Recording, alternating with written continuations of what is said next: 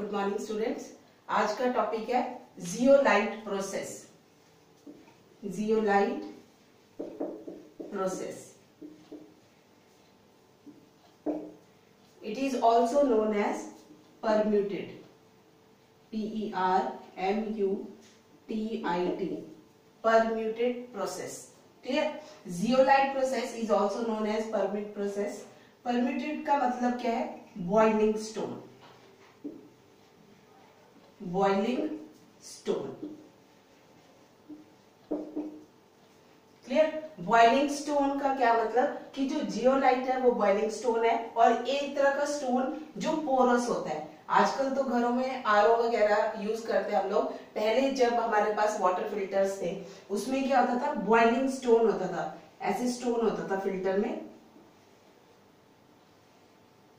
कुछ इस तरह के फिल्टर्स आते थे पहले, ठीक है, यहाँ से प्योर वाटर। तो बॉइलिंग स्टोन जो होता है, या सिंपल हम कह सकते हैं जो जियोलाइट होता है वो कह सकते हैं पोरस, पोर्स होते हैं इसमें। और बेसिकली जो बॉइलिंग स्टोन है किससे बना होता है? These are sodium alumino silicate minerals. Sodium alumino silicate minerals. Zeolite is sodium alumino silicate minerals और इसका फॉर्मूला Na2O, Al2O और X molecules of silicate into Y molecules of water. This is the formula of zeolite. Sodium alumino silicate और formula में sodium oxide aluminium SiO2, X molecules of SiO2, X molecule मतलब 2 to 10 के बीच में हो सकता है ये, या 2 to 6 मॉलिक्यूल्स आपके वाटर के हो सकते हैं, 2 to 10 मॉलिक्यूल्स आपके सिलिकेट के हो सकते हैं। अब ये कैसे आपका यूज होता है zeolite process for the purification of water. Water की प्यूरिफिकेशन के लिए कैसे यूज करते हैं इसको हम? तो सबसे पहले जियोलाइट जो है वो 2 टाइप्स के होते हैं। Zeolite is of 2 type. First is natural zeolite,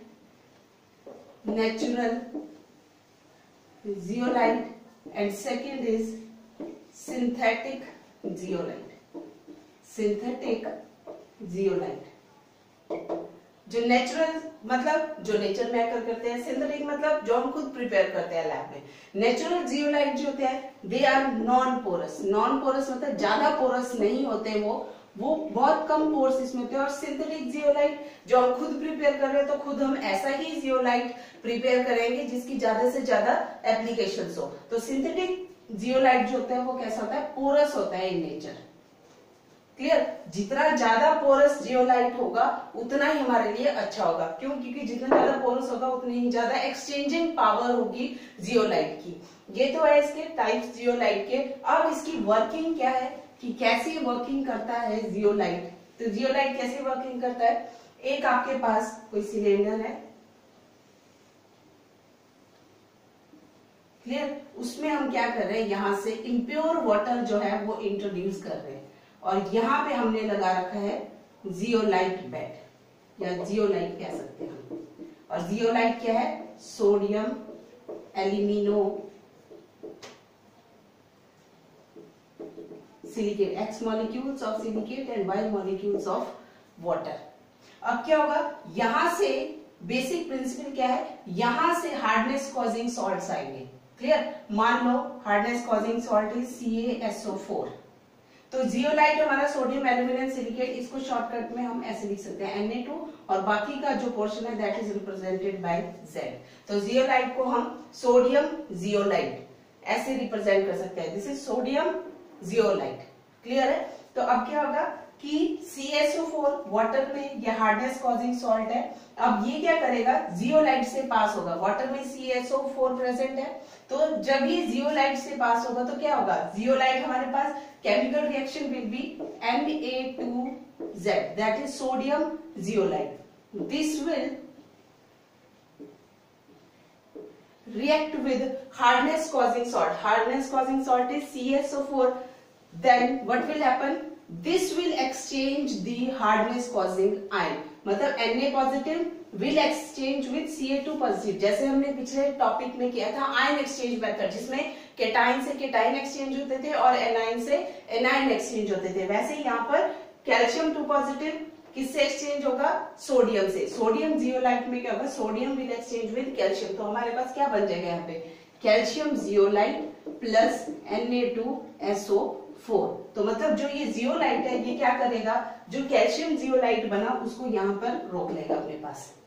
तो मतलब हार्डनेस कॉजिंग सॉल्ट था आपके पास CaSO4, तो हार्डनेस कॉजिंग सॉल्ट में जो कैल्शियम था वो किसके पास रह गया, जियोलाइट के पास। जियोलाइट के पास यहाँ पर फिक्स हो गया पोर्स में, और जो सल्फेट था वो सोडियम के साथ चला गया और सोडियम सल्फेट बन गया। And sodium sulphate is not a hardness causing salt, sodium sulphate hardness cause नहीं करता। और हमारे पास क्या बन गया, कैल्शियम जियोलाइट, जो जियोलाइट में ही रह जाएगा और यह हार्डनेस कॉजिंग नहीं है, तो हमारे पास जो हार्डनेस कॉजिंग सॉल्ट था वो क्या हो गया, रिमूव हो गया। ऐसे ही अगर हम कोई और एग्जांपल ले लेते हैं, suppose Na2Z sodium zeolite plus हमने ले लिया CaCl2,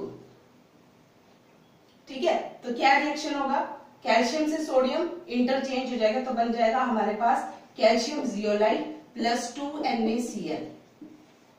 तो हमारे पास हार्डनेस कॉजिंग सॉल्ट क्या हो गया, रिमूव हो गया, हमारे पास बन गया कैल्शियम जियोलाइट जो यहाँ का यहीं रह जाएगा, प्लस NaCl जो है that is not a hardness, तो वो वाटर के साथ नीचे चला जाएगा। ठीक है, तो ये तो हो गया रिमूवल ऑफ हार्डनेस, कि जियोलाइट जो है वो कैसे वाटर में जो प्रेजेंट है हार्डनेस कॉजिंग सॉल्ट उनको रिमूव करता है। तो सिंपल है कि सोडियम से कैल्शियम, या कोई और एग्जांपल अगर हम ले लेते हैं Na2Z प्लस मैग्नीशियम सल्फेट ले लिया हमने, तो क्या बन जाएगा MgZ magnesium zeolite plus Na2SO4। तो ये हार्डनेस रिमूव हो गई, यहाँ पे ये रिमूव हो गया, यहाँ पे ये रिमूव हो गया। क्लियर है, ये तो है सिंपल प्रोसीजर वर्किंग की कैसे। और जब यहाँ से वाटर हमें ये मिलेगा, यहाँ से हमें मिलेगा प्योर वाटर जो कि रिमूव होगा from the hardness causing salt. Clear है, तो अब ये तो हो गया कि हार्डनेस कॉजिंग सॉल्ट कैसे रिमूव करेंगे। अब दूसरी बात यह है कि बहुत देर तक यूज करने पर क्या होगा, इसके पोर्स जो हैं, या आप ऐसे भी कह सकते हो कि जो हार्डनेस कॉजिंग सॉल्ट्स हैं वो क्या कर रहे हैं, सोडियम जियोलाइट की जगह ले रहे हैं। तो एक टाइम ऐसा आएगा जब हमारे पास ये खत्म हो जाएगा, इसमें सोडियम जियोलाइट खत्म हो जाएगी। आप ऐसा कह सकते हो कि ज्यादा देर तक यूज करने पर इसके पोर्स जो है वो बंद हो जाते हैं। तो इसीलिए हम घरों में क्या करते हैं, जब हमारे पास पहले फिल्टर होते थे तो हम NaCl के साथ बॉयल करवा देते थे उस स्टोन को, बॉइलिंग स्टोन को, जो हमारा क्या है, जियोलाइट। तो after whole processing, after the purification of water, हम क्या करते हैं, प्यूरिफिकेशन ऑफ वाटर के बाद हमारे पास जियोलाइट जो है वो खत्म हो गया, मतलब हमने प्यूरिफाई कर दिया है वाटर को। अब हमने क्या करना है, उसको रीजेनरेट करना है। ऐसा तो है नहीं कि हम एपरेटर्स को फेंक देंगे, तो इसीलिए हम उसको रीजेनरेट करेंगे फिर से जियोलाइट को। तो रीजेनरेशन के लिए क्या करेंगे, हमारे पास क्या बना है, कैल्शियम जियोलाइट, इसकी जगह पे हमने उसको रीजेनरेट करना है, मतलब दोबारा से Na2Z बनाना है। ठीक है, तो हम क्या करेंगे, इससे हम पास करवाएंगे ब्राइन सोल्यूशन। और ब्राइन सोल्यूशन क्या होता है,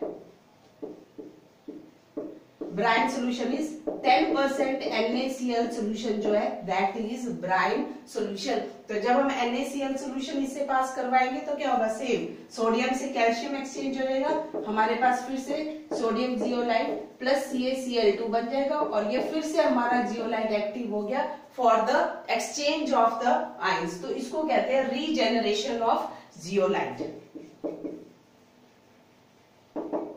क्लियर है, जो फर्स्ट मैंने रिएक्शन दिखाया ये वाले, ये तो था कि हमने कैसे हार्डनेस को रिमूव किया with the help of zeolite, और बहुत देर तक वाटर को प्यूरिफाई करने के बाद क्या हो जाता है, ये जियोलाइट जो है क्या हो जाएगा, खत्म हो जाएगा। एक तरह से हम कहेंगे कि एग्जॉस्टेड हो जाएगा वो।